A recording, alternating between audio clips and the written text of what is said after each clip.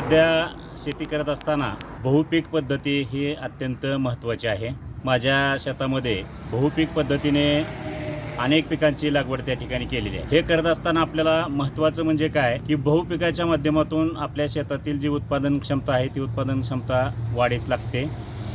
त्यानंतर आपल्याला महत्त्वाचं म्हणजे बहुपीक पद्धतीमध्ये जोखीम कोणतीही नाही, कारण एका पिकामध्ये आपल्याला जवळजवळ 3 ते 4 पिकं एक बहुपीक पद्धतीने घेता येतात, हे महत्त्वाचं आहे। त्यामध्ये आपल्याला महत्त्वाचं म्हणजे काय, आता माझ्या दृष्टिकोनातून मी जो प्रयोग केला तो प्रयोग म्हणजे शेतामध्ये एक मुख्य उत्पादन त्या ठिकाणी मी घेण्याचा प्रयत्न केलेला आहे।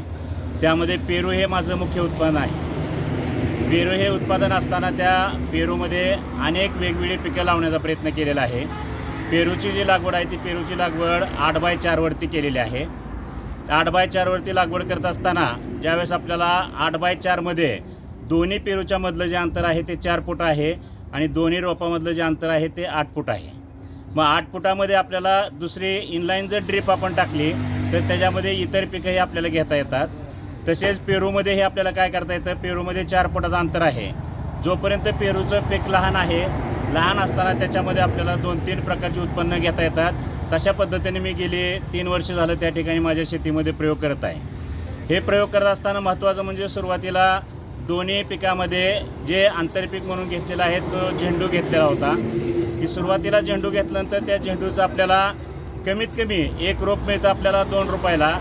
अशा पद्धतीने जर आपण त्याच्यामध्ये दोन्ही रोपामध्ये 4 फुटाच्या अंतरामध्ये 2 जर रोपं लावली तर त्याच्यातून निश्चित पद्धतीने आपल्याला चांगला फायदा होतो, म्हणजे आर्थिक उत्पन्न आपलं चांगल्या पद्धतीने वाढू शकतं। अशा पद्धतीनं प्रत्येक पेरूच्या पिकामध्ये मी दरवर्षी, आपल्याला माहीत आहे ही बहुपीक जरी पद्धत असली तर त्या प्रत्येक पिकाचा कालावधी कमी आहे। उदाहरणार्थ 3-3, 4-4 महिन्याला ते पीक आपल्याला उत्पन्न म्हणून मिळू शकतं। उत्पादन घेत असताना प्रत्येक वेळेस आपण जर पीक बदललं तर जमिनीची जी सुपीकता आहे ती सुपीकता आपली चांगल्या पद्धतीने वाढू शकते। त्यानंतर उत्पादन क्षमता आपली वाढू शकते। त्यानंतर आपल्याला जे कीड असेल किंवा रोगाचा प्रादुर्भाव असेल तो रोगाचा प्रादुर्भाव कमी होतो। यासाठी महत्त्वाचं म्हणजे पेरूमध्ये जो निमॅटोड रोग आहे तो निमॅटोड रोग झेंडूमुळे कमी होण्यास मला मदत झाली। त्यामुळे पेरूची चांगल्या पद्धतीने वाढ झाली।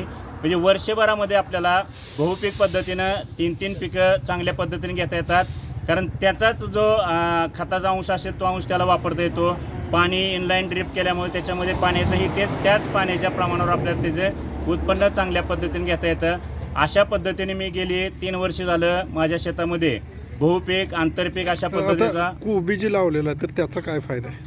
कोबीचा फायदा म्हणजे कोबी आपल्याला विकण्यासाठी तो मिळतो आणि त्याचं महत्त्वाचं म्हणजे जे पाला वगैरे असतो त्याचा पाला आपल्याला खत म्हणून त्या ठिकाणी त्याचा वापर करता येतो।